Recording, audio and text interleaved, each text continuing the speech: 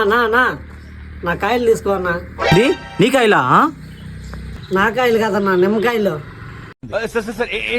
నా కాయలు కదన్నా, నిమ్మకాయలు.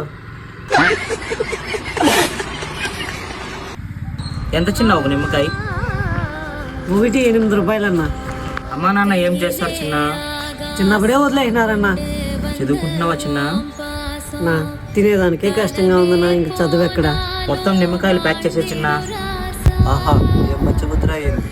నిజంగా మొత్తం కాయలా అన్నా? ఒక నిమ్మకాయ 8 రూపాయలు అయితే మొత్తం నిమ్మకాయలు ఎంత అవుతుంది చిన్న? ఎక్కువ ఆలోచించదు చిన్న. 20 రూపీస్ అయ్యేది, ఇంత తీసుకో. చదువుకోండి ఫస్ట్. చదువుకోవడానికి మిమ్మల్ని కాలేజీకి పంపిస్తున్నారు. నేను మరీ అంత ఎదవలా కనపడుతున్నానా?